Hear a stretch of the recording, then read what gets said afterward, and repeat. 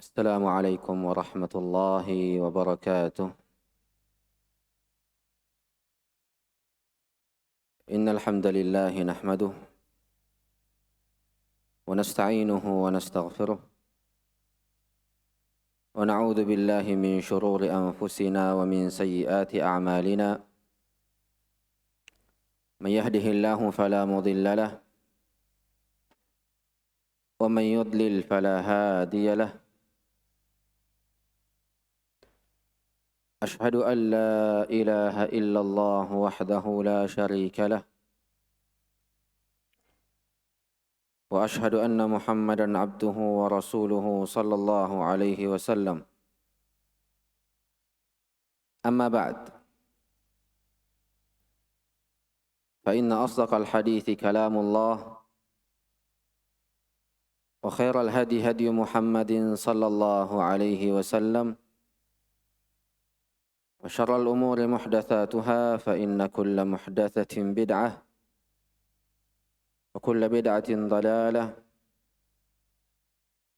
أعاذنا الله وإياكم من النار وما يقرب إليها من قول أو عمل أو اعتقاد. Ikhwani rahimani wa rahimakumullah. Kembali kita panjatkan puji syukur kita kehadirat Allah Subhanahu wa taala, di mana Allah Azza wa Jalla tak henti-hentinya memberikan kita karunia dan kenikmatannya, sehingga pada hari ini Allah Azza wa Jalla kembali memilih kita, mentakdirkan kita untuk melanjutkan pelajaran kita dari penjelasan yang berkaitan dengan wasiat Syekhul Islam Ibn Taimiyah rahimahullahu tabaraka wa ta'ala. Dan alhamdulillah, di pertemuan sebelumnya kita telah menjelaskan apa-apa saja yang dapat menghilangkan efek dari suatu dosa. Juga kita telah menjelaskan bahwasanya hal yang paling penting dan hal yang paling fundamental yang dibutuhkan oleh seorang manusia adalah dengan mengetahui hal-hal yang dapat menghapuskan dosanya, dengan mengetahui hal-hal yang dapat menghilangkan efek dari dosa yang ia lakukan. Karena kita tak memungkirinya bahwasanya setiap manusia pasti akan terjatuh ke dalam suatu dosa, berdasarkan hadis Nabi sallallahu alaihi wasallam. Maka coba kita lihat bagaimana Syekhul Islam Ibn Taimiyah menjelaskan di pertemuan sebelumnya bahwasanya manusia ini tumbuh di zaman-zaman yang penuh dengan kelalaian. Bahkan zaman ini menyerupai zaman jahiliyah. Menyerupai zaman jahiliyah. Ini kita jelaskan di pertemuan sebelumnya. Dan lihatlah bagaimana ibarat dari Syekhul Islam Ibn Taimiyah, bahwa zaman yang ada padanya Syekhul Islam Ibn Taimiyah menyerupai zaman jahiliyah. Bukan zaman jahiliyah, tapi hanya menyerupainya. Berbeda dengan sebagian orang yang mengatakan bahwasanya zaman kita ini adalah zaman jahiliyah. Maka ini tentunya adalah ucapan-ucapan yang keliru. Karena Nabi sendiri sallallahu alaihi wasallam yang sampaikan di dalam sebuah hadis, "La tazalu ta'ifatun min ummati zahirina 'alal haqq, la yadurruhum man khadalahum hatta ya'tiya amrullahi wa hum kadzalik." Bahwasanya akan ada dan senantiasa akan ada suatu kelompok dari umatku, beberapa orang yang akan teguh di atas kebenaran. Yang akan teguh di atas kebenaran, yang di mana orang-orang yang mencelanya dan orang-orang yang menyelisihinya tidak dapat memberikan mudarat kepadanya sampai datang perintah Allah. Dan kelompok ini, beberapa orang ini akan senantiasa teguh di atas kebenaran. Maka dalil ini, hadis ini menunjukkan bahwasanya di setiap zaman akan ada dan akan senantiasa ada sekelompok orang, sekelompok kaum yang akan teguh di atas kebenaran. Dan adanya kelompok-kelompok ini dan beberapa orang ini menjadi penghalang akan adanya zaman kejahiliaan. Maka ini dalil yang sangat penting untuk kita perhatikan. Oleh karenanya, ikhwani wa akhwati rahimani wa rahimakumullah, jikalau sekiranya seorang manusia tumbuh di lingkungan ilmu, di lingkungan yang penuh dengan pengetahuan, itu tidak melazimkan ia untuk jauh dari sifat-sifat kejahiliaan. Bisa jadi orang yang tumbuh ini di lingkungan yang penuh dengan ilmu pun juga bisa terkena sifat dari sifat-sifat kejahiliaan. Apatah lagi orang-orang yang memang jauh dari lingkungan ilmu. Apatah lagi memang orang-orang yang jauh dari lingkungan pengetahuan. Tentunya ia lebih layak untuk terkena efek dari efek-efek kejahiliaan wal'iyadu billah. Kemudian di sini ada suatu perkara yang berkaitan dengan hal-hal yang telah dimaklumi di dalam agama ini. Apakah orang-orang yang jahil tentang hal-hal yang telah dimaklumi di dalam agama ini diberikan uzur ataukah tidak? Ini perkara yang penting untuk kita perhatikan. Meminum khamar, apakah itu termasuk dari hal-hal yang dimaklumi dan diketahui di dalam agama ini atau tidak? Dimaklumi keharamannya. Zain? Jikalau ada seseorang yang meminum khamar, apakah diberikan uzur atau tidak? Perlu tafsil. Perlu diberikan hal-hal yang lebih detail. Kenapa? Karena, dan ini penting ikhwan, ini kaidah. Karena hal-hal yang dimaklumi dan hal-hal yang telah diketahui di dalam agama ini akan keharamannya, ini hukumnya perkaranya perkara nisbi. Apa itu perkara nisbi? Bisa jadi orang lain mengetahuinya dan bisa jadi orang lain tidak mengetahuinya. Ini perkaranya nisbi. Makanya salah seorang sahabat yang pernah hadir di perang Badar, ialah bernama Qudamah ibn Maz'un, salah seorang sahabat yang mulia, pernah menghalalkan yang namanya minum khamr. Pernah menghalalkan yang namanya apa? Minum khamr. Dan ini diriwayatkan oleh para ulama. Dan meminum khamr ini perkara-perkara yang telah dimaklumi, yang telah diketahui di dalam agama ini. Apakah ketika sahabat ini menghalalkan khamr, sahabat yang lain malah menghukuminya dengan kekufuran ataukah tidak? Maka hal-hal seperti ini penting untuk kita perhatikan. Di mana zaman para sahabat ada hal-hal yang di mana para sahabat tidak mengetahuinya, sedang ia bagian dari hal-hal yang dimaklumi dan diketahui di dalam agama ini. Semisal Qudamah ibn Maz'un. Akan tetapi tidak ada sahabat yang lain yang menghukuminya dengan kekafiran. Itu disebabkan karena perlu syarat-syarat dan perlu mengetahui ada tidak penghalang dari penghalang-penghalang ia terjatuh ke dalam kekafiran. Karena sebagian kaum, wallahul musta'an, di zaman kita ini, apapun hal-hal yang sifatnya dimaklumi dan diketahui di dalam agama ini, dan orang itu terjatuh padanya, langsung dihukumi dengan kekufuran. Dan ini kesalahan yang fatal. Dan ini termasuk bagian dari akidah orang-orang Khawarij yang menggampangkan perkara-perkara pengkafiran terhadap personal tertentu. Maka ini penting untuk kita perhatikan, ikhwani rahimani wa rahimakumullah. Begitupun juga dengan Abdullah bin Mas'ud. Siapa yang tidak kenal Abdullah bin Mas'ud? Sahabat yang mulia, memiliki keutamaan yang luar biasa. Bagaimana tinggi dan kuatnya keilmuan beliau radhiyallahu tabaraka wa ta'ala an. Bahkan beliau radhiyallahu an dikenal sebagai orang yang paling berilmu di kalangan para sahabat.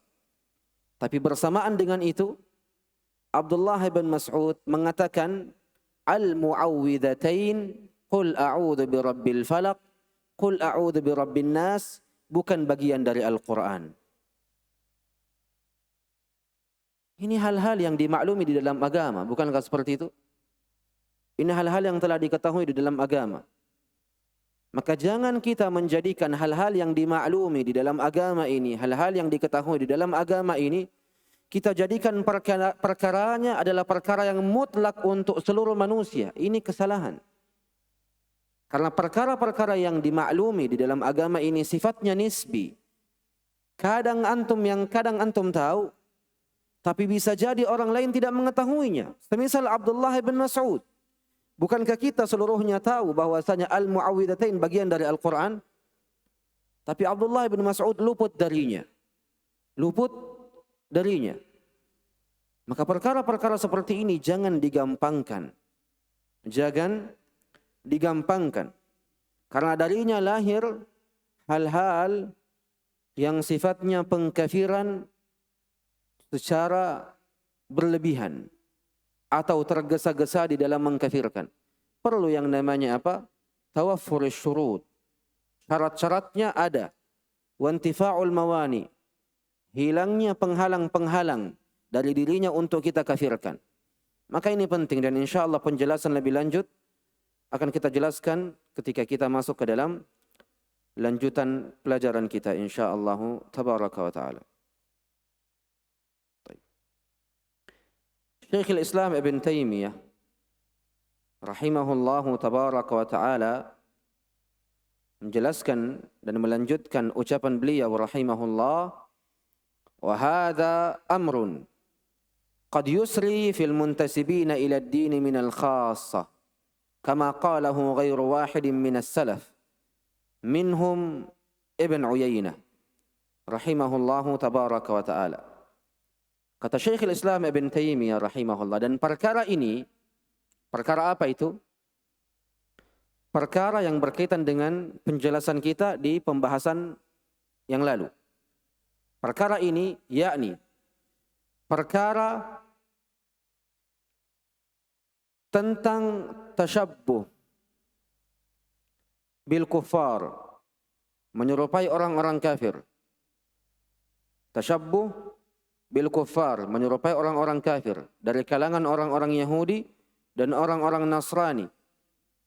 Ini kita telah jelaskan di pembahasan yang lalu, di mana Nabi SAW bersabda, la tattabi'anna sanana man kana qablakum hadwal qudzati bil quddah. Bahwasanya engkau benar-benar akan mengikuti sunnah-sunnah, jejak-jejak orang-orang terdahulu kalian, sejengkal demi sejengkal. Hatta law dakhalu juhra dabbin la dakhaltumu. Bahkan jikalau orang-orang terdahulu ini dari kalangan orang-orang Yahudi dan orang-orang Nasrani masuk ke dalam lubang biawak, yang dimana kita kenal lubang biawak itu lubang yang sangat kecil, maka kata Nabi SAW, engkau pun akan ikut memasukinya. Tasyabbuh bil kuffar, mengikuti dan menyamai kebiasaan-kebiasaan orang-orang kafir. Kata Syekhul Islam Ibn Taymiyah rahimahullah, hal ini pun juga kadang terjadi pada sebagian orang-orang yang menisbatkan dirinya kepada agama ini secara khusus. Maksudnya adalah para ulama. Yakni bahkan para ulama pun secara tidak sadar juga mengikuti perkara-perkara yang berkaitan dengan tasyabbuh bil kuffar. Oleh karenanya sebagian dari orang, sebagian dari manusia, bahkan sebagian dari para ulama pun juga ada di antara mereka yang memiliki kesamaan dengan orang-orang Yahudi dan orang-orang Nasrani. Orang-orang Yahudi dan orang-orang Nasrani. Sebagaimana kata salaf, di antaranya ialah Sufyan ibn Uyainah. Sufyan ibn Uyainah. Apa kata Sufyan ibn Uyainah? Kata beliau rahimahullah, man fasada min ulama'ina fafihi syabahum minal yahud. Wa man fasada min ubadina fafihi syabahum minan nasara. Siapa saja yang rusak dari ulama kami, ahli ilmu kami, maka sejatinya ada kesamaan dengan dirinya dan orang-orang Yahudi. Dan siapa saja yang memiliki kerusakan dan rusak dari para orang-orang yang gemar dengan ibadah dari kalangan umat ini, maka sejatinya ia memiliki kesamaan dengan orang-orang Nasrani. Kenapa? Karena kerusakan orang-orang Yahudi ada di bab ilmu. Dan kerusakan orang-orang Nasrani ada di bab ibadah. Kerusakan yang ada pada orang-orang Yahudi ada di bab ilmu. Adapun kerusakan yang ada pada diri orang-orang Nasrani itu ada di bab ibadah. Kenapa? Kenapa orang-orang Yahudi kerusakannya ada di bab ilmu? Karena orang-orang Yahudi memiliki ilmu tapi tidak beramal dengan ilmunya. Dan kenapa orang-orang Nasrani memiliki kerusakan di bab ibadah? Karena ia beribadah tidak didasari di atas ilmu. Ia beramal tidak didasari di atas ilmu. Makanya para ulama yang tidak beramal dengan ilmunya memiliki kesamaan dengan orang-orang Yahudi. Makanya dikatakan oleh Sufyan ibn Uyainah bahwa para ulama kita yang rusak, yang sesat dan menyimpang, ada kesamaan dirinya dengan orang-orang Yahudi. Kenapa? Karena ia tidak beramal dengan ilmunya, sehingga ia tersesat. Sehingga ia menyimpang dan ia rusak dari sisi keyakinannya, ibadahnya, dan moral dan akhlaknya. Begitupun dengan para ahli ibadah dari umat ini. Kenapa ada kesamaan dengan orang-orang Nasrani? Karena kebanyakan dari ahli ibadah di zaman ini beribadah tanpa didasari dengan ilmu, sehingga ada kesamaan dengan orang-orang Nasrani. Makanya diriwayatkan oleh Ibn Abi Hatim di dalam kitabnya Al-Jarh wa Ta'dil dari Sufyan ibn Uyainah atau Sufyan Ats-Tsauri rahimahullah, bahwasanya beliau berkata, ittaqu fitnatal abidil jahil. Berhati-hatilah engkau dari fitnahnya seorang ahli ibadah yang bodoh. Wal alimil fajir. Dan berhati-hati jugalah engkau dari fitnahnya seorang alim yang zalim. Zalim terhadap ilmunya, tidak beramal berdasarkan ilmunya. Kenapa? Kata Sufyan Ats-Tsauri rahimahullah, fa innahuma fitnatun likulli maftunin. Karena sungguh kedua orang ini, seorang ahli ibadah yang jahil dan seorang ahli ilmu yang fajir, adalah fitnah bagi setiap orang yang terkena fitnah. Makanya perlu untuk kita perhatikan hal-hal semisal dengan hal-hal ini. Dan sungguh demi Allah, orang-orang yang kita sebutkan, semisal dari orang-orang yang menisbatkan dirinya kepada ilmu, tapi memiliki kesamaan dengan orang-orang Yahudi dan orang-orang Nasrani, sangat banyak di zaman kita sekarang, wallahul musta'an. Kemudian Syekhul Islam Ibn Taimiyah rahimahullah melanjutkan ucapannya, fa inna katsiran min ahwalil yahud qad butuliya bihi ba'dul muntasibina ilal ilm. Kata Syekhul Islam Ibn Taimiyah Dan sungguh kebanyakan dari keadaan-keadaan dan jejak-jejak orang-orang Yahudi, sunnah-sunnah orang-orang Yahudi telah menjadi ujian bagi sebagian orang-orang yang menisbatkan dirinya kepada ilmu. Kepada ilmu. Jikalau para ulama kita, ikhwani rahimani wa rahimakumullah, sebagian dari para ulama kita memiliki kesamaan dan menyerupai orang-orang Yahudi, maka hendaknya kita harus berhati-hati dari sisi mengambil ilmu. Dan sungguh hal terbesar yang ada pada sebagian manusia di zaman ini yang berkaitan dengan tasyabbuhnya dengan orang-orang Yahudi adalah kitmanul ilm, menyembunyikan ilmu. Wa tadlilun nas, dan menyesatkan manusia. Wa ilbasul haqqi bil batil, membungkus kebenaran dengan kebatilan. Wa tahriful kalimi am mawadhi'i, dan mengubah beberapa ucapan dari tempatnya. Ini banyak di zaman kita saat ini. Orang-orang menisbatkan dirinya kepada ilmu. Orang-orang menisbatkan dirinya kepada agama ini. Sangat banyak kesamaan yang ada pada diri mereka dan orang-orang Yahudi. Salah satu di antaranya kitmanul ilm, menyembunyikan ilmu. Menyesatkan manusia. Membungkus kebenaran dengan kebatilan. Bahkan di antara mereka ada yang mengatakan ad-demokratiyah minas syariah. Demokrasi itu, hukum demokrasi ini bagian dari syariat. Dan ini sungguh di antara bentuk-bentuk membungkus kebenaran dengan kebatilan. Belum lagi orang-orang yang senantiasa memuji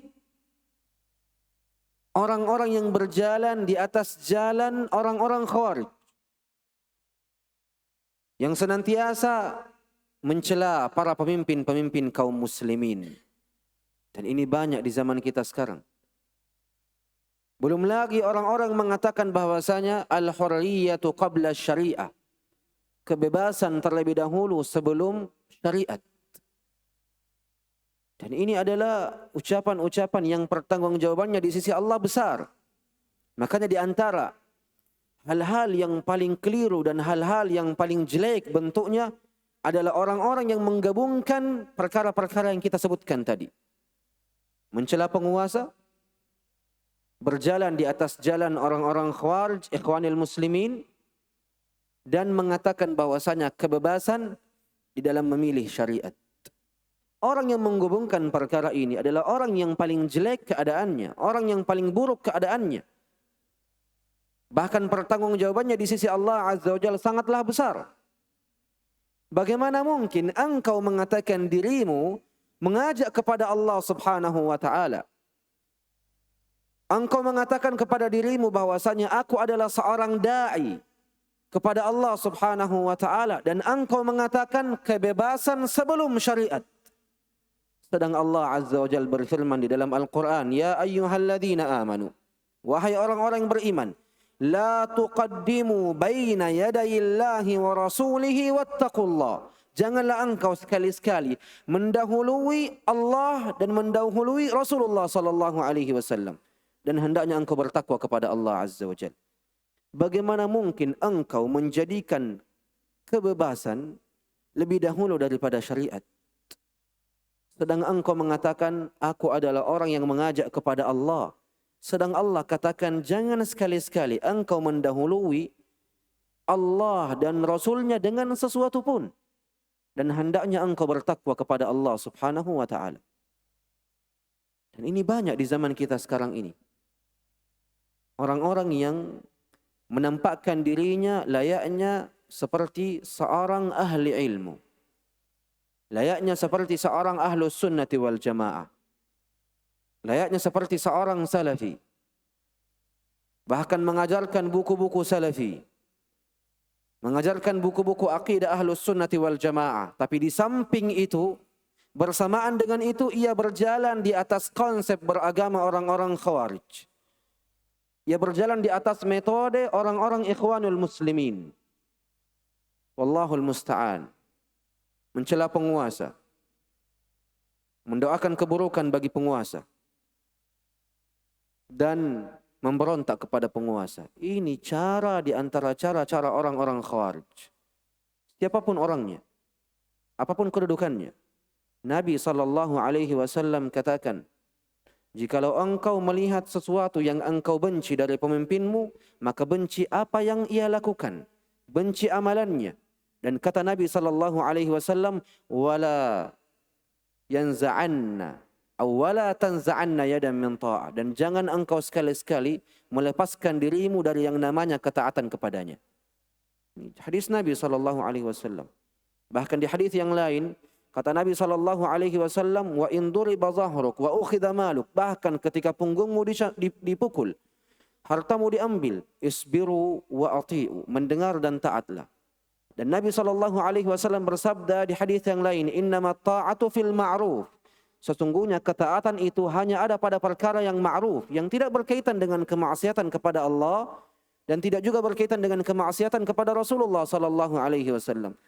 Maka jikalau ada di antara kita mengatakan sampai kapan kita sabar, hadis Nabi SAW sampaikan, hatta talqauni fil haud, sampai engkau menjumpaiku di telagaku.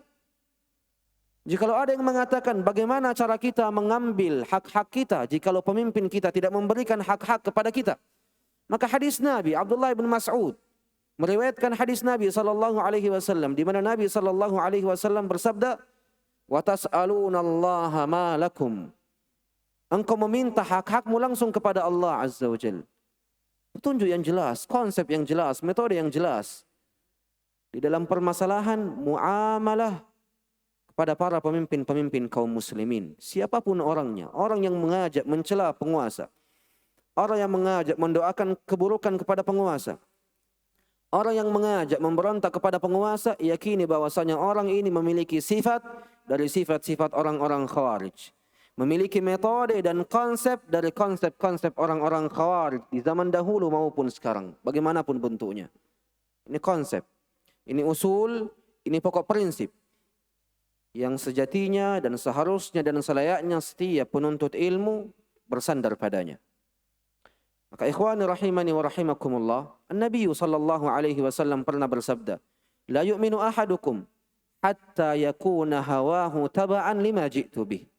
Tidak beriman salah seorang di antara kalian sampai hawa nafsunya, sampai perasaannya, hawa nafsunya ikut kepada apa-apa yang aku diutus dengannya, Al-Quran dan Sunnah Nabi SAW. Maka sangat wajar ketika Ibn Uyainah mengatakan, man fasada awin harafa min ulama'ina fafihi syabahum minal yahud. Siapa saja yang rusak dan menyimpang dari kalangan ahli ilmu dari umat ini, maka sejatinya ia memiliki kesamaan dengan orang-orang Yahudi. Wallahul musta'an.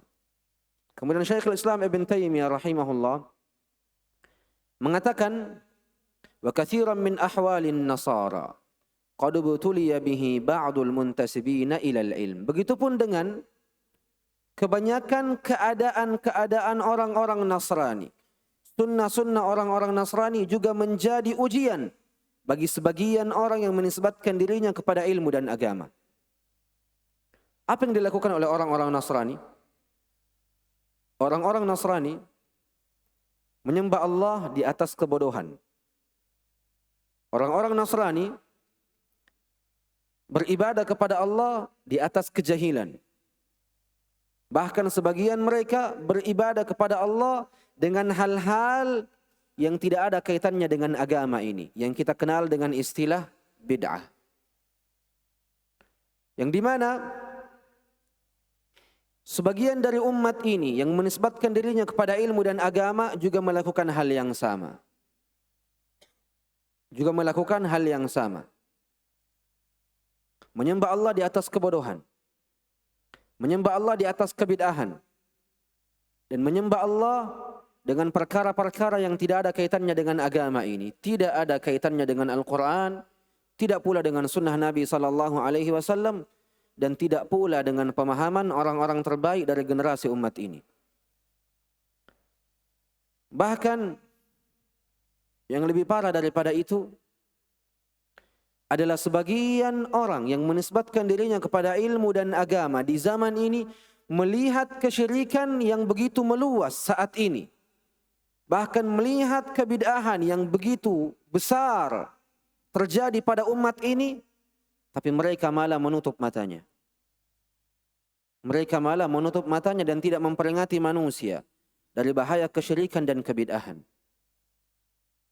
Dan demi Allah, Allah subhanahu wa ta'ala akan menanyai mereka di hari kiamat kelak. Kuburan-kuburan yang disembah, kesyirikan-kesyirikan yang tersebar di sekitaran dirinya, kemudian dirinya tidak berbicara sedikit pun pada perkara-perkara dan hak-hak Allah yang tertinggi, ialah tauhid. Bahkan yang lebih parah, mereka memberikan gelar-gelar kepada orang-orang yang mengajak kepada tauhid, memberikan gelar-gelar buruk kepada orang-orang mengajak kepada peribadatan hanya kepada Allah, dengan ucapan-ucapan dan gelar-gelar yang dapat membuat manusia lari dari agama Allah Azza wa Jalla. Bahkan yang lebih parah daripada itu, diri mereka sendirilah yang mengajak kepada kebid'ahan, mengajak kepada kesyirikan yang menyelisihi hak paten dari hak-hak Allah yang ada pada makhluknya, tauhid. Dan bagaimana mungkin hati ini bisa hidup, hati ini bisa tentram tanpa tauhid? Adakah hati yang tentram? Adakah hati yang tenang? Adakah hati yang hidup tanpa tauhidullah tabaraka wa ta'ala? Kalla wa hasya, tidak ada. Tak mungkin. Hati yang hidup, hati yang tentram dan hati yang tenang hanya bisa dicapai dengan tauhid. Mentauhidkan Allah subhanahu wa ta'ala dan menjauhi segala bentuk hal-hal yang berkaitan dengan kesyirikan dan kekufuran kepada Allah Azza wa Jalla. Oleh karena itu Syekhul Islam Ibn Taymiyah rahimahullah mengatakan di ucapan setelahnya, kama yubsiru dhalik man fahima dinal Islam alladhi ba'atha Allahu bihi an-nabiyya sallallahu alaihi wasallam thumma nazzalahu ala ahwalin nas. Sebagaimana hal ini hanya mampu dilihat, hanya mampu dipahami bagi siapa yang memiliki pemahaman di dalam agama Islam, yang dimana agama Islam ini adalah agama yang dengannya Rasulullah sallallahu alaihi wasallam diutus. Thumma, kemudian nazzalahu ala ahwalin nas.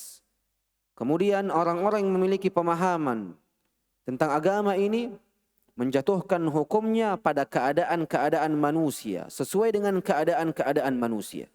Di sini ada perkara penting yang ingin Syekhul Islam Ibn Taymiyah berikan isyarat padanya. Apa itu? Tentang masalah fiqhul waqi'. Fikih dalam keadaan tertentu. Ini penting dan ini perkara yang sangat penting bagi para penuntut ilmu. Bahwasanya menghukumi manusia dengan suatu hukum haruslah sesuai dengan keadaan-keadaan manusia itu sendiri. Jikalau ada hukum yang sifatnya mutlak, ingin kita jatuhkan kepada orang-orang tertentu, personal-personal tertentu, maka kita harus melihat keadaan orang ini. Jangan langsung dijatuhkan begitu saja. Dan ini di antara bentuk-bentuk fiqhul waqi'. Makanya ketika ada satu hukum yang sifatnya umum, maka hukum ini tidak boleh kita jatuhkan kepada manusia seenak kita. Tidak boleh kita jatuhkan hukum yang sifatnya umum ini dengan sembrono. Perlu dengan ilmu, perlu dengan basirah, perlu dengan usul-usul syariat, yang dimana dengannya Al-Quran dan Sunnah Nabi Sallallahu Alaihi Wasallam datang. Dan di dalam perkara ini, ikhwani rahimani wa rahimakumullah, banyak dari manusia yang bermudah-mudahan di dalamnya. Banyak sekali dari manusia di zaman ini yang bermudah-mudahan di bab ini. Sehingga engkau mendapati salah seorang di antara mereka sangat mudah untuk mengucapkan pada lisannya fulan kafir, fulan mubtadi', fulan fasik. Engkau dapati sebagian dari mereka sangat mudah lisannya mengucapkan ucapan ini. Yang dimana mereka sangat mudah menjatuhkan hukum yang sifatnya umum, ia jatuhkan kepada manusia. Ia jatuhkan kepada manusia secara sembrono.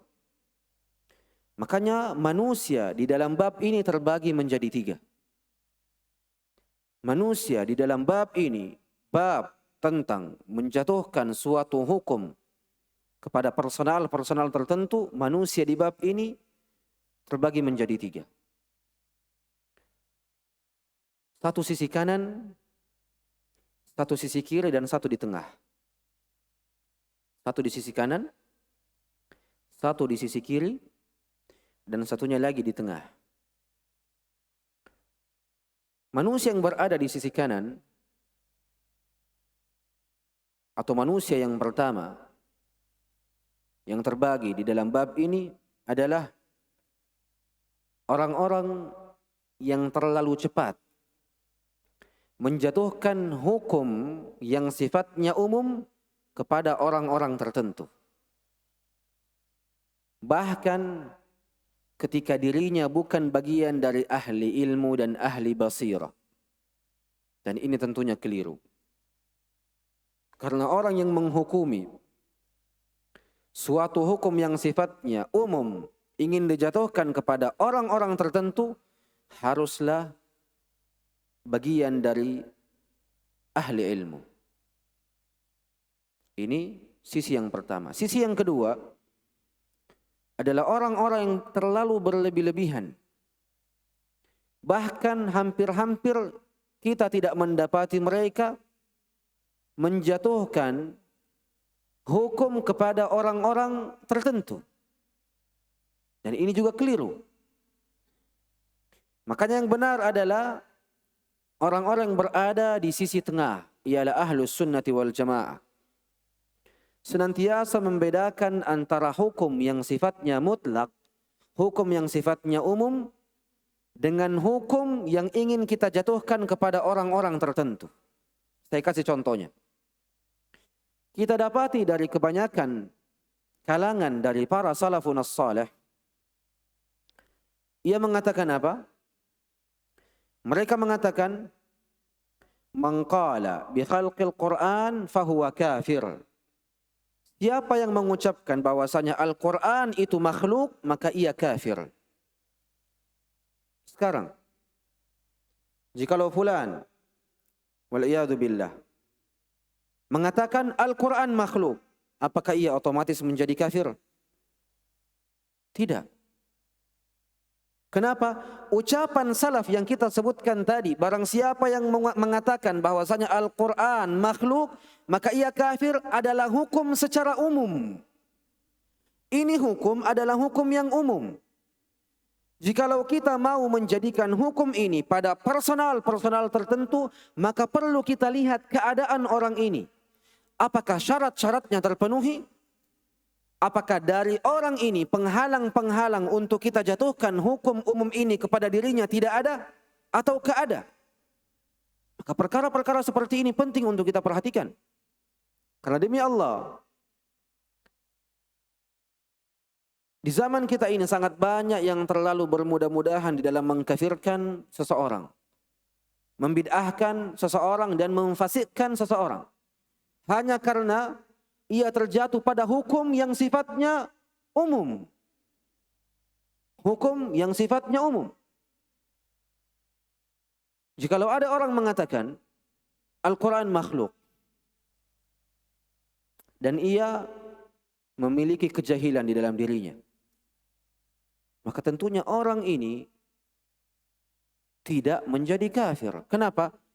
Karena di antara penghalang-penghalang kekafiran pada diri seseorang adalah kejahilan. Maka perlu kita lihat syarat-syaratnya terpenuhi tidak pada orang ini. penghalang-penghalang kekafiran pada dirinya tidak ada ataukah ada. Perlu kita lihat dua sisi ini. Barulah setelah itu kita hukumi orang tersebut. Dan menghukumi, tugas orang yang menghukuminya bukan setiap orang. Ahli ilm dan ahli basirah. Makanya kebanyakan orang lalai dari perkara ini. Sehingga fitnah pengkafiran secara sembarangan tersebar di zaman kita sekarang. Bahkan anak-anak muda, para pemuda sangat mudah di dalam mengkafirkan kaum muslimin. Bahkan mengkafirkan para ulama rabbaniyin. Yang dimana para ulama tersebut telah menghabiskan umurnya di atas ilmu, tauhid dan sunnah. Subhanallah. Bahkan suatu ketika saya pernah ketemu dengan salah seorang pemuda yang berjalan di atas jalan bermudah-mudahan di dalam mengkafirkan seseorang. Maka ketika orang ini mengatakan fulan kafir, saya pun katakan Asy-Syaikh Ibn Baz dan Asy-Syaikh Al-Utsaimin dan Syekhuna Raslan hafizahullah mengatakan di dalam masalah ini seperti ini, seperti ini. Maka orang ini langsung mengatakan kepada saya, ma akfara min hada illa hada. Tidak ada lagi yang lebih kafir kecuali ucapan yang engkau ucapkan tadi. Dia mengatakan hal itu kepada saya. Padahal diri saya cuma menukil ucapan Ibn Baz, Al-Utsaimin dan Syekhana Raslan. Kemudian dia katakan tidak ada yang lebih kafir dari ucapan yang engkau sebutkan tadi kecuali ucapanmu. Qult subhanallah. Dan demi Allah, orang ini belum menginjak perkuliahan. Masih 16 tahun, 17 tahun. Subhanallah. Itu disebabkan karena adanya beberapa orang yang mentarbiyah mereka, mendidik mereka dengan peletakan hukum-hukum yang sifatnya umum secara sembarangan. Siapapun yang terjatuh ke dalam hukum, ke dalam suatu permasalahan yang hukumnya umum, langsung dihukumi sebagai kafir, mubtadi' ataupun fasik. Dan ini keliru. Makanya ikhwan rahimani wa rahimakumullah, orang-orang yang ingin masuk ke dalam bab-bab pengkafiran tidak untuk setiap orang. Orang-orang yang masuk di dalam bab ini adalah orang-orang yang memang memiliki kejelasan dari sisi ilmu, memiliki pijakan kaki yang kuat dari sisi ilmu. Karena di dalam bab ini ada aturannya, ada dhawabitnya. Sehingga tidak sembarangan orang masuk ke dalam bab ini.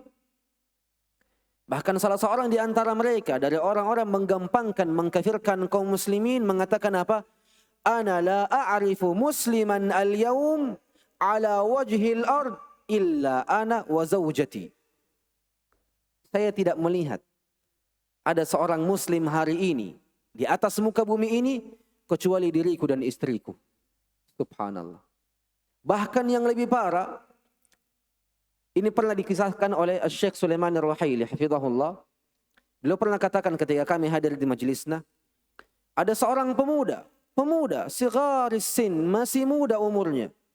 Ketika ia masuk ke dalam Masjidil Haram di musim haji, ia mengatakan kepada Syekh, "Ara'aita haula'il hujjaj bil malayin?" Wahai Syekh, apakah engkau melihat orang-orang yang berhaji ini yang miliaran orang? Maka Syekh mengatakan, "Na'am." Maka pemuda ini mengatakan, "Ma 'arafa wahidun minhum al-Islam, kulluhum kuffar." Tidak ada di antara mereka satu pun yang mengetahui hakikat dari Islam. Seluruhnya adalah kafir. Ya, subhanallah. Bahkan yang lebih parah, seorang anak yang menisbatkan dirinya kepada ilmu dan kepada agama ini mengkafirkan bapaknya karena terjatuh ke dalam permasalahan-permasalahan yang sifatnya dosa besar. Ia mengkafirkan pelaku dosa besar sehingga ia mengkafirkan bapaknya. Dia katakan abi finnar, ayahku di neraka. Ini konsekuensi dan dampak dari bermudah-mudahan dan tergesa-gesanya seseorang di dalam mengkafirkan kaum muslimin. Perlu melihat syarat-syaratnya apakah terpenuhi, perlu kita lihat adakah penghalang-penghalangnya, ataukah penghalang-penghalangnya seluruhnya telah tiada. Maka pada saat ini barulah boleh bagi seseorang untuk menghukumi. Tapi kembali lagi yang menghukuminya adalah ahli ilmu dan ahli basirah, bukan untuk setiap orang. Oleh karena itu wajib bagi setiap penuntut ilmu untuk mengetahui metode syariat di dalam bab ini. Dan wajib bagi setiap penuntut ilmu ketika ia ingin menghukumi personal-personal tertentu untuk menghukuminya dengan landasan agama, kemudian melihat syarat-syaratnya, kemudian melihat penghalang-penghalangnya. Dan jikalau ia bagian dari ahli ilmu yang pijakan kakinya kuat dari sisi bab ini, maka boleh baginya menghukuminya. Tapi ingat, ia menghukuminya di atas hikmah dan keadilan. Ini wajib untuk kita perhatikan, ikhwani rahimani wa rahimakumullah. Kemudian dari perkara-perkara yang wajib untuk kita didik diri kita, didik saudara-saudara kita, keluarga kita, dan orang-orang sekitar kita adalah 4 perkara. Kita wajib mendidik diri kita, diri keluarga kita, saudara-saudara kita, dan orang-orang di sekitar kita dengan 4 perkara. Yang dimana dengannya ada kebaikan yang besar. Yang pertama adalah al-atifah, perasaan. Yang pertama adalah al-atifah, perasaan. Kita wajib mendidik perasaan kita ini. Wajib mendidik perasaan kita ini di atas petunjuk. Di atas dalil Al-Quran dan Sunnah. Sehingga perasaan ini tidak mudah baperan. Tidak mudah terbawa arus. Karena orang-orang yang tidak mendidik perasaannya tidak akan pernah mendapatkan dan mendatangkan yang namanya kebaikan. Orang-orang yang tidak mampu mengontrol dan mendidik perasaannya di atas dalil tidak akan pernah datang dengan kebaikan. Oleh karena itu ikhwani rahimani wa rahimakumullah, sebagaimana ucapan para ulama, perasaan itu adalah hal yang penting. Kenapa? Karena dengannya seseorang akan mengetahui keadaan yang terjadi saat ini. Ini guna dan fungsi dari perasaan. Tapi kembali lagi, perasaan itu harus dikontrol, harus dididik di atas Al-Quran dan Sunnah dan petunjuk para sahabat Nabi Ridwanullahi alaihim. Hal yang kedua yang wajib untuk kita didik diri kita dengannya adalah akal. Adalah akal kita. Karena akal ini adalah sesuatu yang manusia dimuliakan dengannya. Sehingga ketika kita meningkatkan akal kita dan bersemangat untuk menjaganya, maka ini perkara-perkara yang diinginkan. Sebagaimana perasaan itu adalah hal-hal yang dapat mengetahui keadaan sekarang, adapun akal adalah hal-hal yang dapat mengetahui apa-apa yang akan terjadi nantinya. Makanya jikalau seseorang menggabungkan antara perasaan yang dikontrol dan diikat dengan Al-Quran dan Sunnah, ia gabungkan dengan akal yang baik, maka insya Allah Azza wa Jalla seluruh perkaranya akan berada di atas petunjuk. Kenapa? Karena jikalau ia ingin melakukan sesuatu, perasaannya membawanya dan mendorongnya untuk melakukan perkara ini, akal masuk di atasnya. Kemudian akal berpikir, kalau saya melakukan ini, hal apakah yang akan saya dapatkan nantinya? Jikalau saya melakukan ketaatan, apa ganjaran nantinya yang saya akan dapatkan? Kalau saya melakukan dosa, apa hal yang akan saya dapatkan nantinya? Sehingga siapa saja yang menggabungkan perasaannya, perasaan yang diikat dengan Al-Quran dan Sunnah, kemudian ia gabungkan dengan akalnya, maka insya Allah seluruh perkaranya akan menjadi baik. Seluruh perkaranya akan berada di atas petunjuk. Karena tidaklah ia melakukan suatu amalan, suatu perkara, kecuali ia telah mengetahui hal terakhir yang ia akan dapatkan dari sisi ganjaran. Sehingga ketika perasaannya mendorongnya untuk melakukan dosa, akalnya mengetahui bahwasanya ganjaran dari dosa ini adalah ini. Maka ia pun menghalangi dirinya. Hal yang ketiga adalah ilmu. Kita didik diri kita di atas ilmu. Setelah mendidik perasaan kita, mengontrol perasaan kita, kemudian meningkatkan akal kita dan menjaga akal kita dari kecacatan berpikir, kita bangun dan didik diri kita di atas ilmu. Kenapa? Karena ilmu itu cahaya. Cahaya yang akan menerangi akal kita dan menerangi perasaan kita dari kegelapan-kegelapan. Maka siapapun yang menggabungkan antara perasaan yang diikat oleh Al-Quran dan Sunnah dan akal, kemudian ilmu, maka demi Allah, ia akan senantiasa hidup di atas cahaya kebenaran dan kebaikan. Ia akan senantiasa hidup di atas cahaya kebenaran dan kebaikan. Dan hal yang keempat yang wajib untuk kita didik diri kita dengannya adalah sifat adil, sifat hikmah, sifat pertengahan. Karena dengannya kita akan bermuamalah baik kepada orang yang dekat maupun orang yang jauh dengan muamalah yang sama. Kita akan bermuamalah baik dengan orang yang kita cintai ataupun orang yang kita musuhi dengan muamalah yang sama. Kita tidak akan pernah berlebih-lebihan dan juga tidak akan pernah bermudah-mudahan. Karena perasaan kita, akal kita, ilmu kita diikat dengan sifat keadilan. Sehingga sempurnalah pribadi seseorang ketika empat hal ini menjadi bagian dari kehidupannya. Maka hal ini penting untuk kita perhatikan, ikhwani rahimani wa rahimakumullah. Dan penting untuk kita bersemangat untuk senantiasa mendidik diri kita dengan empat perkara tadi. Ikhwani rahimani wa rahimakumullah.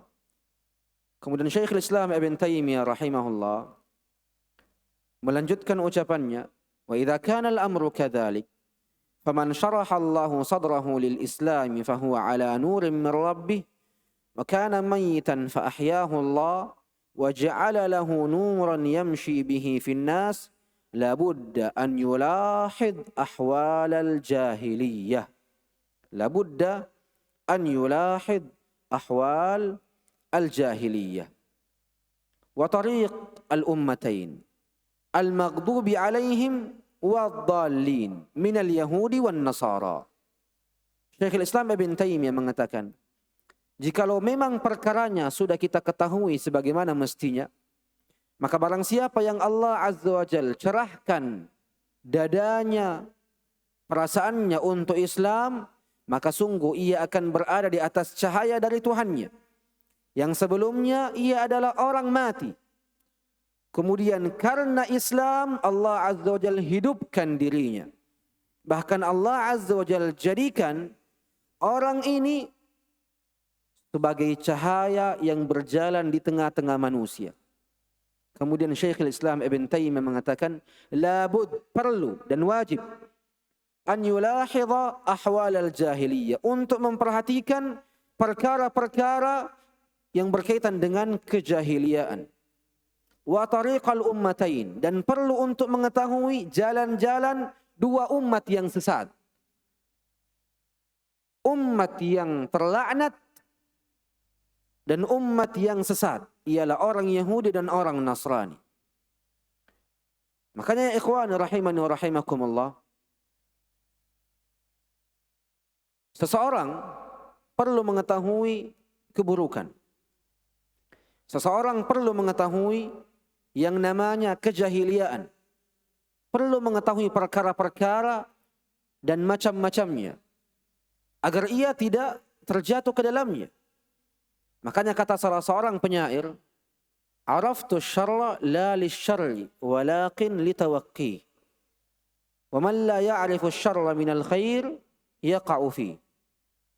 Kata penyair ini, saya mengetahui keburukan bukan untuk melakukan keburukan itu, Tapi saya mengetahui keburukan itu untuk aku menjauhinya. Karena barang siapa yang tidak mengetahui keburukan dari kebaikan, ia akan terjatuh ke dalamnya. Bahkan Umar bin Al-Khattab pernah mengatakan, yushik an tanquda ural islami urwatan urwatan. Idza nasha'a fil islami man la ya'riful jahiliyah. Kata Umar bin Al-Khattab, sangat dia khawatirkan pondasi Islam ini akan runtuh satu persatu. Jikalau ada seseorang yang tumbuh di atas agama ini yang tidak mengetahui perkara-perkara jahiliyah. Makanya mengetahui perkara-perkara yang buruk, perkara-perkara jahiliyah, kemaksiatan, kesyirikan, kekufuran adalah perkara yang penting. Oleh karenanya, agama ini dibangun di atas dua rukun, al-itsbatu wan nafi. Sebagaimana la ilaha illallah itu dibangun di atas rukun al-itsbatu wan nafi. Rukun pertama adalah menetapkan penghambaan hanya untuk Allah. Dan yang kedua adalah menafikan seluruh bentuk penghambaan, seluruh bentuk peribadatan kepada Tuhan-Tuhan selain dari Allah Azza wa Jal. Oleh karena itu Allah Azza wa Jal berfirman, "Dzalik bi anna Allah huwal haq wa anna ma yad'una min dunihi huwal batil." Ialah Allah yang benar. Adapun apa yang engkau berdoa dan beribadah kepada selain Allah, huwal batil. Mereka adalah kebatilan. Maka hal-hal seperti ini ya ikhwani perlu untuk kita perhatikan. Oleh karenanya, Syekhul Islam Ibn Taimiyah rahimahullah menulis kitabnya Iqtida As-Siratil Mustaqim untuk menasihati umat ini agar memperhatikan perkara-perkara yang berkaitan dengan jalan-jalan syaitan, untuk membedakan antara jalan yang lurus dan jalan yang dipenuhi dengan syaitan-syaitan yang mengajak kepada kesesatan. Begitupun dengan Al-Imam Al-Mujaddid Muhammad ibn Abdul Wahhab menulis kitabnya Al-Masail Al-Jahiliyah untuk menjelaskan kepada umat dan menasihati umat ini akan bahaya jikalau seseorang memiliki sifat dan perkara dari perkara-perkara jahiliyah. Makanya dua kitab ini wajib untuk dikaji dan dibaca oleh setiap para penuntut ilmu. Maka setiap apa yang telah dilakukan oleh orang-orang terdahulu kita, dari kalangan orang-orang Yahudi dan orang-orang Nasrani, yakini bahwasanya akan ada dari umat ini yang akan melakukan hal yang sama, apapun bentuknya. Kemudian Syekhul Islam Ibn Taimiyah rahimahullah mengatakan, fayara an qad ubtuliya bi ba'di dzalik. Maksudnya adalah ia melihat dirinya dan memperhatikan dirinya jangan sampai perkara-perkara orang-orang Yahudi dan orang-orang Nasrani ada pada dirinya. Ada pada dirinya. Oleh karena itu, seorang manusia ketika terjadi fitnah, wajib baginya untuk bersemangat dan senantiasa menjaga dirinya dari perkara-perkara fitnah. Begitupun juga jikalau di lingkungannya tersebar perkara-perkara yang menyerupai perkara-perkara Yahudi dan orang-orang Nasrani, maka hendaknya setiap muslim, setiap diri berusaha untuk menjaga dirinya dengan ilmu dan menjauhkan dirinya dari perkara-perkara jahiliyah. Dan jikalau ia mendapati dari dirinya sebagian dari sifat-sifat dan perkara-perkara jahiliyah, maka wajib bagi dirinya untuk senantiasa membersihkan dirinya dari perkara-perkara tersebut, kemudian meninggalkan hal tersebut, agar ia menjadi orang yang khalis, orang yang suci dan bersih dari perkara-perkara jahiliyah yang sifatnya menyerupai orang-orang Yahudi dan orang-orang Nasrani. Ini penting untuk kita perhatikan. Sebagian orang mengatakan bahwasanya menyerupai orang-orang kafir itu hanya pada perkara-perkara yang berkaitan dengan syiar-syiarnya. Sebagian orang mengatakan pembahasan yang berkaitan dengan menyerupai orang-orang kafir ini hanya pada perkara-perkara yang berkaitan dengan syiar orang-orang kafir saja, dan ini keliru. Ini keliru. Bukan hanya pada perkara-perkara syiar orang-orang kafir saja. Apa dalilnya? Allah Azza wa Jalla katakan kepada nabinya, lasta minhum fi syai'. Lasta minhum fi syai'in. Wahai Muhammad, engkau bukan bagian dari mereka sedikit pun. Syai' nakirah atau ma'rifah? Nakirah fi siyaq an-nafi yufid al-umum. Maka maksud dari menyerupai orang-orang kafir di setiap perkaranya. Bukan hanya di perkara-perkara yang berkaitan dengan syiar-syiarnya saja. Ini keliru. Karena Allah Azza wa Jalla sendiri katakan kepada nabinya, lasta minhum, wahai Muhammad, engkau bukanlah bagian dari mereka fi syai' sedikit pun. Di setiap perkara. Makanya kata Syekhul Islam Ibn Taimiyah, ayat ini menunjukkan bahwasanya seorang muslim wajib memisahkan diri dari seluruh perkara-perkara orang-orang kafir, baik dari kalangan orang-orang Yahudi maupun dari kalangan orang-orang Nasrani. Seluruh perkaranya. Bukan hanya pada perkara-perkara syiar yang orang-orang kafir gaungkan. Dan ini ucapan yang keliru. Oleh karena itu Syekhul Islam Ibn Taimiyah mengucapkan sebuah ucapan yang indah. Kata beliau rahimahullah, man kanat lahu khibratun bis-sirah alima yaqinan bi anna al-muslimina ala ahdihi sallallahu alaihi wasallam ma kanu yushrikunahum fi syai'in min amrihim. Kata Syekhul Islam Ibn Taimiyah, barang siapa yang memiliki ilmu di bidang sirah, di bidang sejarah, ia akan mengetahuinya dengan pengetahuan yang sempurna. Dan ia yakin dengan pengetahuannya bahwasanya kaum muslimin dari zaman Nabi SAW tidak pernah berserikat dengan orang-orang kafir dari perkara-perkara mereka. Tidak pernah menyerupai mereka di setiap perkara-perkara mereka. Ini bagi siapa saja yang memiliki ilmu di bidang sirah, kata Syekhul Islam Ibn Taimiyah. Maka coba kita lihat para sahabat Nabi, tabi'in dan tabi'in dan orang-orang selainnya dari kalangan ahlus sunnati wal jamaah senantiasa tidak akan pernah menyerupai orang-orang kafir di setiap perkaranya. Di setiap perkaranya. Dan ini hal yang penting untuk kita perhatikan. Kemudian Syekhul Islam Ibn Taimiyah rahimahullah mengatakan, fa'anfa'u ma lil khassati wal 'ammati al-'ilmu bima yukhallisu nufusa min hadhihi al-waratat wa huwa itba'u as-sayyi'ati al-hasanat wal hasanatu ma nadiba Allahu ilaihi ala lisani khatamin nabiyyin min al-a'mali wal akhlaqi was sifat. Kata Syekhul Islam Ibn Taimiyah rahimahullah, dari perkara-perkara yang bermanfaat buat orang-orang khusus, maksud dari orang-orang khusus di sini para ulama. Para ulama.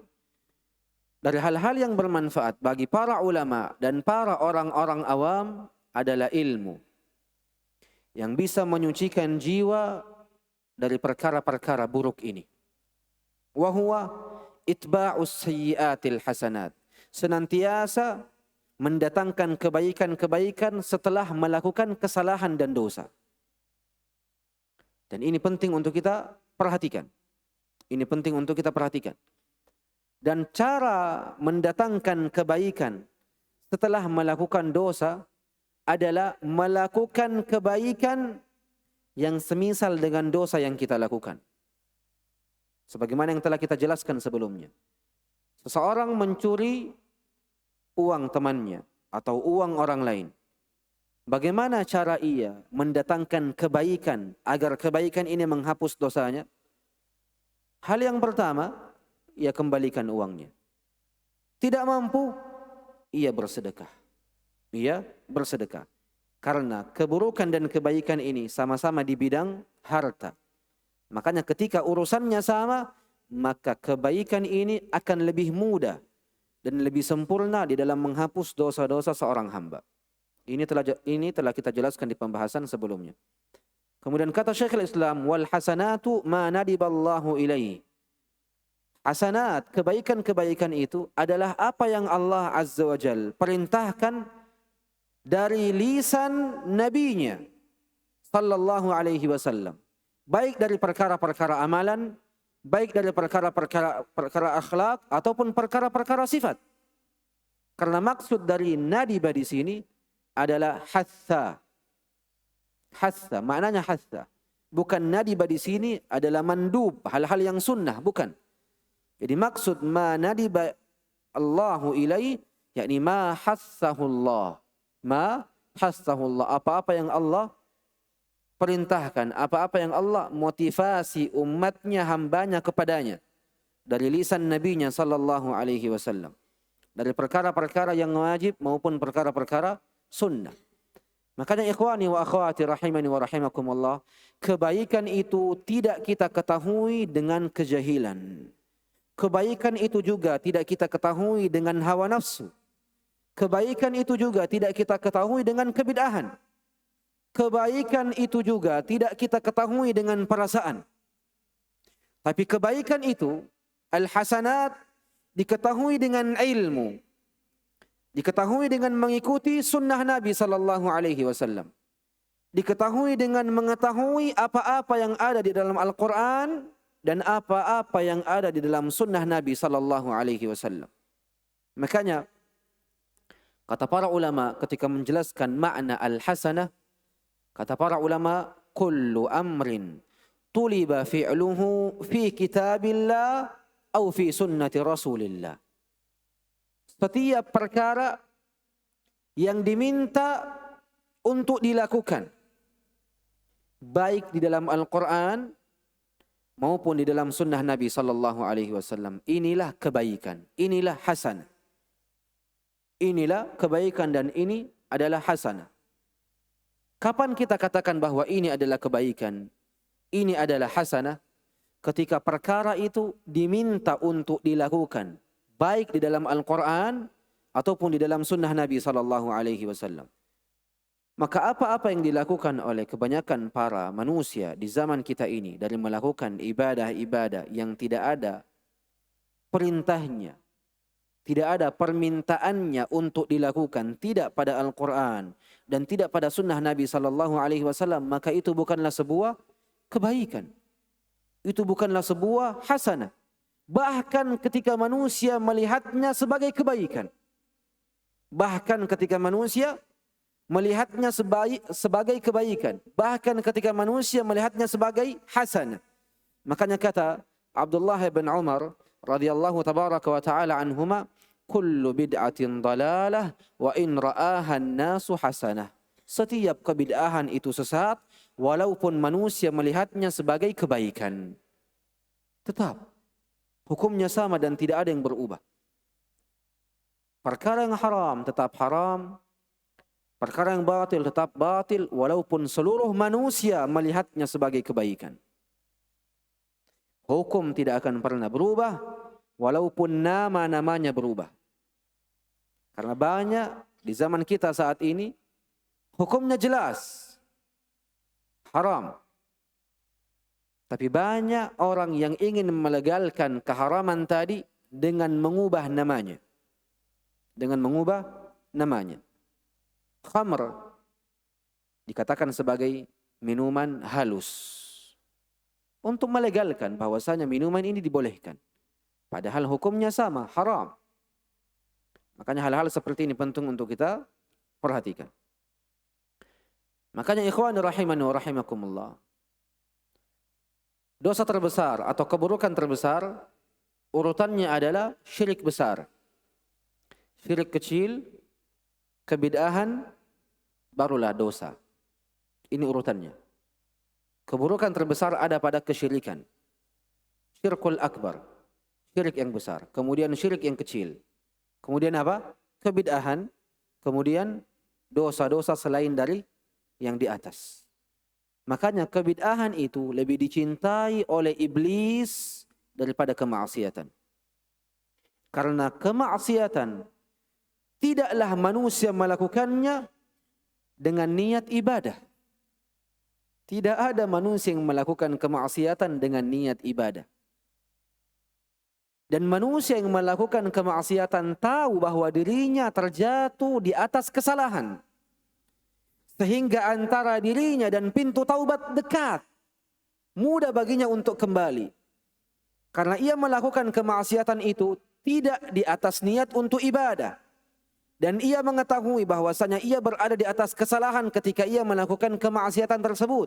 Maka pintu dan jarak antara dirinya dan pintu taubat dekat. Mudah baginya untuk kembali. Tapi kalau kebid'ahan, orang yang melakukan kebid'ahan seluruhnya melakukannya karena niat ibadah. Karena ia memiliki keyakinan bahwasanya hal ini adalah hal yang baik. Kemudian di samping itu, ia tidak melihat dirinya berada di atas kesalahan. Yang ada mereka melihat dirinya berada di atas kebaikan. Sehingga sulit baginya untuk kembali. Bahkan ketika kita nasihati. Bahkan ketika kita ingatkan. Sulit baginya untuk kembali. Sangat sulit. Karena ia meyakini dirinya berada di atas kebaikan. Di atas ibadah. Sehingga ketika dinasihati sulit baginya untuk kembali. Oleh karena itu, kenapa kebid'ahan lebih dicintai oleh iblis ketimbang kemaksiatan? Makanya para pelaku kebid'ahan sangat sulit untuk bertaubat. Sangat sulit untuk bertaubat. Karena jarak antara dirinya dan pintu taubat sangat jauh. Bagaimana mungkin dekat? Sedang dirinya meyakini bahwasanya dirinya berada di atas kebaikan. Makanya sulit untuk bertaubat. Makanya kata Nabi SAW, Innallaha qad hajabat taubata an kulli sahibi bid'atin hatta yada'aha. Sesungguhnya Allah Azza wa Jalla telah menutup taubat dari setiap para pelaku kebid'ahan sampai ia meninggalkan kebid'ahannya. Bagaimana mungkin bisa taubat? Sedang ia meyakini dirinya berada di atas ibadah dan kebaikan. Mustahil. Dan jarak dirinya dan pintu taubat sangat jauh. Butuh proses yang lama. Butuh nasihat yang luar biasa. Butuh nasihat yang panjang. Makanya sangat sulit untuk orang-orang yang melakukan kebid'ahan kembali kepada jalan yang benar. Kemudian Syekhul Islam Ibn Taymiyah rahimahullah mengatakan di dalam kitabnya, "Wa mimma yuzilu mujibi dzunub al-masaibul mukaffirah, wa hiya kullu ma yu'lim min hammin aw huznin aw adan fi malin aw irdin aw jasadin aw ghairi dhalik, lakin laysa hadha min fi'lil 'abd." Baik. Dari hal-hal yang dapat menghilangkan efek dari dosa dan menghapuskan dosa, ada berapa? Ada berapa? 4. Yang pertama, taubat. Yang kedua, istighfar. Yang ketiga, amalan saleh. Yang keempat, perkara ini. Perkara ini. Dari hal-hal yang dapat menghapuskan dosa adalah musibah-musibah yang dapat mengkafirkan dan menggugurkan dosa. Musibah-musibah yang dapat menggugurkan dosa. Apa itu? Syekhul Islam Ibn Taymiyah mengartikan dan memaknai musibah-musibah yang bisa menggugurkan dosa dengan setiap perkara yang dimana manusia terganggu dengannya. Baik dari sisi kegundahan hati, baik dari sisi kesedihan hati, baik dari sisi gangguan dari orang lain, baik itu terjadi pada hartanya, ataupun pada kehormatannya, ataupun pada dirinya dan selainnya. Ini makna musibah yang bisa mengkafirkan dan menggugurkan dosa-dosa para pelaku dosa. Menurut Syekhul Islam Ibn Taymiyah. Dan ini adalah perkara yang keempat.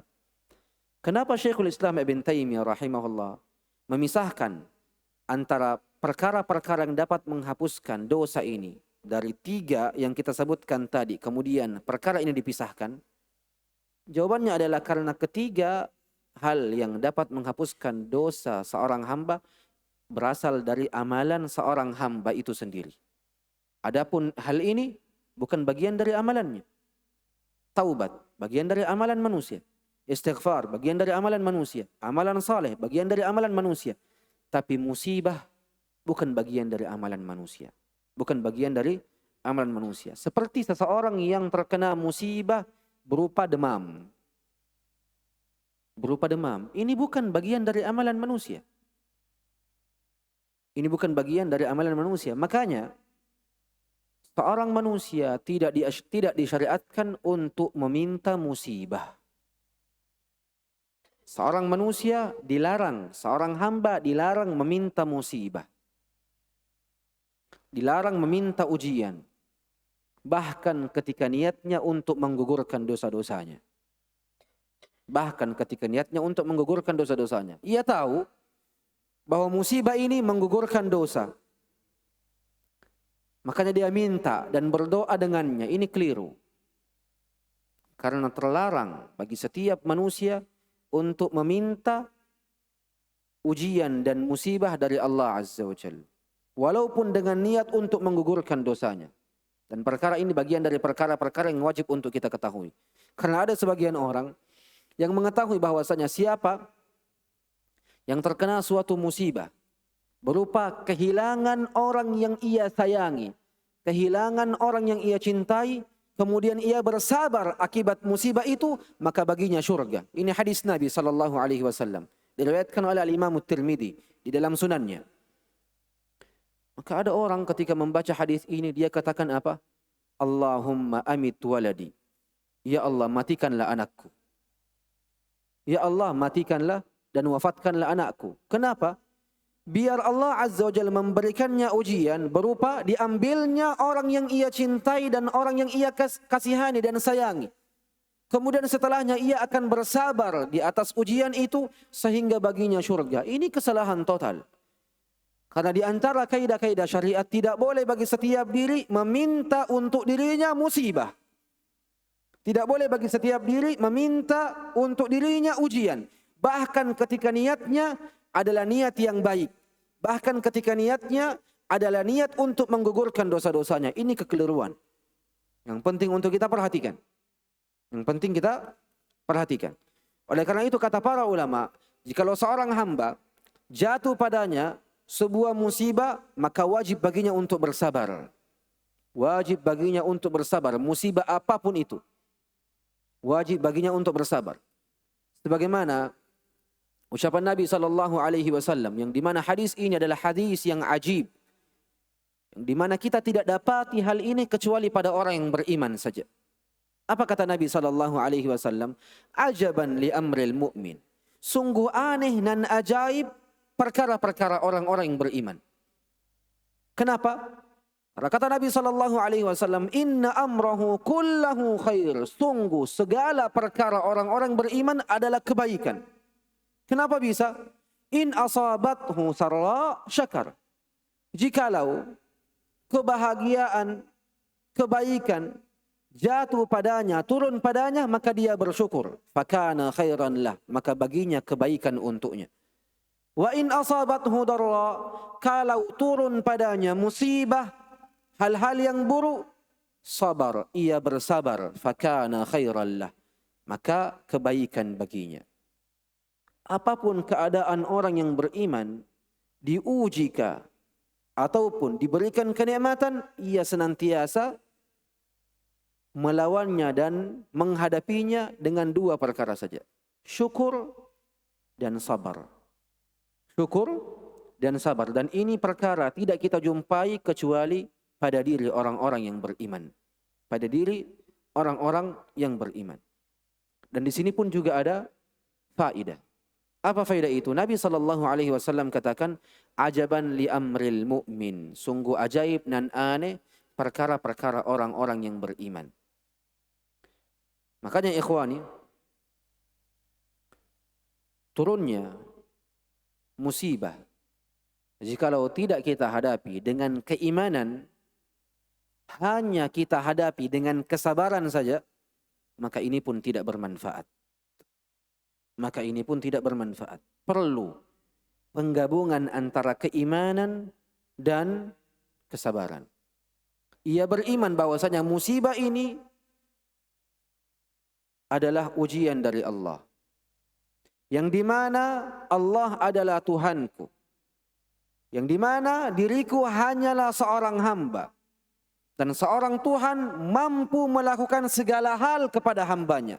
Salah satunya adalah menurunkan ujian dan musibahnya. Ia tahu bahwasanya perkara ini bagian dari hal-hal yang ditakdirkan oleh Allah untuk dirinya. Dan ini keimanan.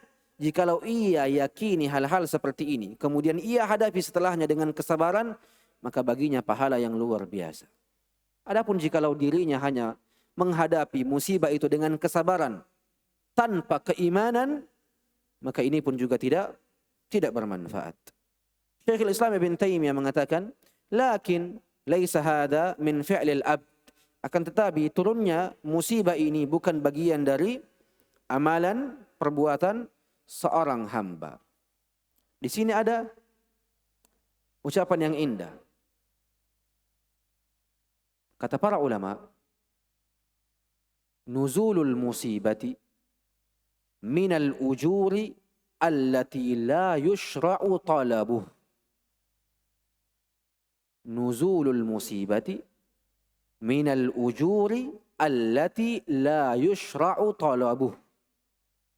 Turunnya musibah pada diri seorang hamba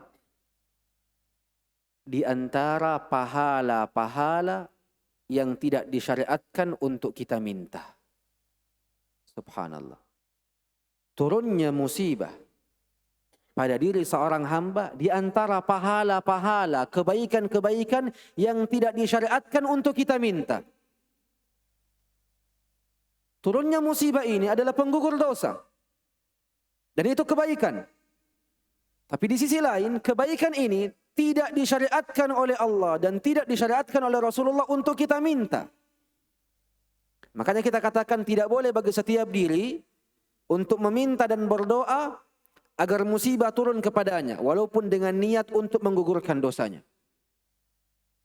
Makanya ikhwani, jikalau kita ditanya, apakah ada suatu kebaikan yang tidak disyariatkan untuk kita minta? Ada. Apa itu? Turunnya musibah. Turunnya musibah. Kemudian setelahnya, Syekhul Islam Ibn Taimiyah rahimahullah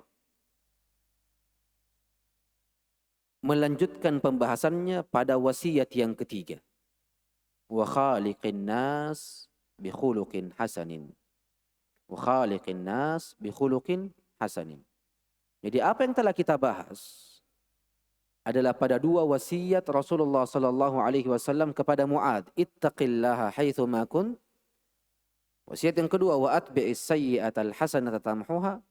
Insyaallah setelahnya Syekhul Islam Ibn Taimiyah akan melanjutkan pembahasannya pada pembahasan wasiat yang ketiga, wa khaliqin nasa bi khuluqin hasanin. Makanya Syekhul Islam Ibn Taimiyah katakan, falamma qada bihatainil kalimatain haqqallahi min amalin salih wa islahil fasid qala wa khaliqin nasa bi khuluqin hasanin wa huwa haqqun nas. Maka ketika Syekhul Islam Ibn Taimiyah telah selesai dengan dua kalimat awal, dua wasiat awal, haqqallah min amalin salih, dari amalan salih. Apa itu? Wasiat yang pertama, ittaqillaha haitsu ma kunt. Karena di antara amalan yang saleh adalah ketakwaan. Wa islahil fasid, memperbaiki hal-hal yang buruk. Memperbaiki hal-hal yang buruk, dan itu wasiat yang kedua. Apa itu? Wa atbi'is sayyi'atal hasanata tamhuha.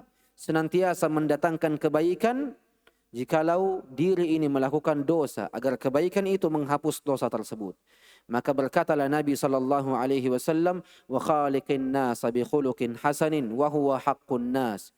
Bermuamalah engkau dengan manusia dengan akhlak yang baik, wa huwa haqqun nas. Ini perkara yang perlu untuk digarisbawahi. Akhlak yang baik di antara hak-hak manusia. Subhanallah. Hak yang baik di antara hak-hak yang wajib untuk kita tunaikan kepada manusia. Jikalau ini adalah hak di antara hak-hak yang wajib untuk kita tunaikan pada manusia, saya tanyakan sekarang. Hak tertinggi dari seorang makhluk adalah hak siapa? Orang tua. Maka wajib bermuamalah dengannya dengan muamalah yang paling baik. Baik.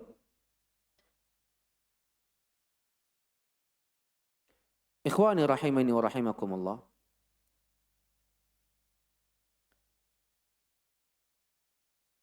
Kita punya 7 menit ya. Baik. Akhlak yang baik adalah hak di antara hak-hak yang wajib kita tunaikan kepada manusia. Dan ini kadang terlupakan. Husnul khuluq ya ikhwan, akhlak yang baik, kata para ulama, dan ini kaidah, ini kaidah, ini prinsip. Kata para ulama, inna husnal khuluq yukhtabaru bihi nas wa tankashifu bihi haqa'iquhum. Akhlak yang baik, sesungguhnya akhlak yang baik adalah perkara-perkara yang manusia diuji dengannya. Akhlak yang baik adalah perkara-perkara yang manusia diuji dengannya, yang dengannya pula hakikat dari manusia nampak dan kelihatan. Apa maksudnya? Ada berapa banyak manusia yang sesungguh-sungguh dan berijtihad di dalam perkara ibadah, tapi tak mampu untuk memperlihatkan akhlak yang baik. Ketika itu terjadi, maka yakini hakikat dari orang ini adalah buruk. Karena di antara perkara-perkara yang manusia diuji dengannya adalah akhlak yang baik. Engkau tidak akan pernah terlihat baik di sisi Allah Azza wa Jal kecuali ketika akhlakmu baik. Bahkan ketika engkau beribadah dengan luar biasanya, tapi engkau tak mampu memperlihatkan dampak dari ibadah yang engkau lakukan, maka apa faidahnya, apa manfaatnya? Makanya akhlak yang baik ini di antara sifat-sifat Nabi kita Muhammad sallallahu alaihi wasallam. Akhlak yang baik ini di antara sifat-sifat orang-orang pilihan. Akhlak yang baik ini di antara sifat-sifat orang-orang pilihan. Tidak semua orang memilikinya. Makanya kata Nabi sallallahu alaihi wasallam, "Inna khiyarakum ahasinukum akhlaqa." Sesungguhnya orang-orang pilihan di antara kalian adalah orang-orang yang memiliki akhlak yang baik. Bahkan akhlak yang baik, jikalau seseorang memilikinya, maka ia menjadi bagian dari orang-orang yang paling Nabi sallallahu alaihi wasallam cintai. Nabi sallallahu alaihi wasallam bersabda, "Inna min ahabbikum ilai ahsanukum akhlaqa." Sesungguhnya dari orang-orang yang paling aku cintai pada diriku adalah orang-orang yang memiliki akhlak yang baik. Maka ketika akhlakmu baik, ketika itu pula engkau menjadi bagian dari orang-orang yang paling Nabi sallallahu alaihi wasallam cintai. Dan akhlak yang baik ya ikhwan, di zaman ini mulai terkikis. Akhlak yang baik ini di zaman kita ini mulai hilang. Ada berapa banyak orang-orang yang menisbatkan dirinya kepada ilmu, lantas tak mampu mengambil manfaat dari ilmunya untuk senantiasa menampakkan akhlak yang baik. Yang lebih parahnya, engkau dapati ada orang ketika di luar rumahnya akhlaknya sungguh luar biasa. Bahkan ketika ada orang yang mengganggunya, ia lantas mengatakan tidak apa-apa, saya sudah maafkan. Tapi ketika ia masuk ke dalam rumah, ia menjadi orang yang berbeda. Ia tidak memiliki akhlak yang baik lagi. Bahkan ia menjadi orang yang sering melaknat, orang yang sering mencela, orang yang sering memarahi, dan akhlak-akhlak buruk lainnya. Dan ini seburuk-buruk perkara. Karena sungguh, orang-orang semisal dengan orang ini adalah orang yang bermuka dua. Ia hanya menampakkan akhlak yang baik kepada orang lain. Tapi keluarganya, orang yang paling wajib ia tunaikan padanya akhlak yang baik, malah tidak ia berikan pada mereka. Dan ini seburuk-buruk perkara. Dan yang lebih buruk lagi dari kalangan penuntut ilmu, akhlak yang baik ia tampakkan kepada gurunya, tapi ia lupa untuk menampakkan akhlak yang baik kepada teman sebayanya. Subhanallah. Dan ini perkara yang lebih buruk lagi. Engkau nisbatkan dirimu kepada ilmu, dan engkau memiliki dua wajah. Satu wajah untuk gurumu dan satu wajah untuk teman-temanmu. Dan ini bentuk dari bentuk-bentuk talawun, berubah-ubah warna, yang dicela oleh salaf. Yang dicela oleh salaf. Maka jadikan akhlakmu satu di setiap keadaan. Jadikan akhlakmu satu di setiap keadaan. Keadaan lapangkah ataupun keadaan yang susahkah, akhlakmu tetap satu. Engkau berada di rumahkah atau di luar rumahkah, akhlakmu tetap satu. Engkau berada di depan gurumu kah ataupun di antara, di tengah-tengah teman sebayamu, akhlakmu tetap satu. Maka seorang muslim wajib untuk memperhatikan perkara ini, untuk senantiasa menjadikan akhlaknya satu di setiap keadaan dan di setiap kondisi. Maka jangan menjadi orang-orang yang berubah-ubah warna, apatah lagi menjadi orang-orang yang bermuka dua. Wallahul musta'an. Ikhwani rahimani wa rahimakumullah. Nabi SAW bersabda, "Alaika bihusnil khuluq." Hendaknya engkau bermuamalah dengan akhlak yang baik. Wa tulis samt, dan banyak berdiam diri. Fawalladhi nafsi biyadih, kata Nabi SAW, demi Allah yang jiwaku berada di tangannya, ma amilal khalaiqu bimithliha, sungguh tidak banyak dari makhluk yang melakukan keduanya. Apa itu? Akhlak yang baik dan memperbanyak untuk diam. Memperbanyak untuk diam dan berdiam diri. Kenapa? Karena beramal dengan dua amalan ini sangatlah sulit. Karena manusia pada asalnya suka untuk berbicara. Suka untuk berbicara. Makanya sulit untuk mendiamkan dirinya dan berlama-lama untuk diam. Begitupun dengan akhlak yang baik. Akhlak yang baik ini butuh dengan kesabaran dan butuh dengan mujahadah. Dan sangat sedikit orang yang bersabar di atasnya. Sangat sedikit orang yang bersabar di atasnya. Semoga Allah Azza wa Jalla jadikan kita orang-orang yang senantiasa berada di atas pemahaman yang baik. Dan semoga Allah Azza wa Jalla senantiasa menumbuhkan pada diri kita akhlak yang baik. Dan semoga Allah Azza wa Jalla tidak menjadikan kita orang-orang yang senantiasa berubah warna. Dan tidak menjadikan kita orang-orang bermuka dua. Wallahul musta'an wa na'udzu billahi min dzalik. Kita cukupkan insyaallah pelajaran kita di ucapan Syekhul Islam Ibn Taimiyah, wa jima'ul khuluqil hasan. Insyaallah tabaraka wa taala kita akan lanjut di pertemuan selanjutnya. Semoga Allah Azza wa Jalla berikan kita seluruhnya kesehatan dan senantiasa memberikan kita kesempatan yang baik untuk kita letakkan pada perkara-perkara yang baik pula. Dan semoga Allah Azza wa Jalla menjadikan majlis ini sebab di antara sebab-sebab masuknya kita ke dalam syurga Allah Subhanahu wa taala. Aqulu qawli hadza wa astaghfirullah li wa lakum.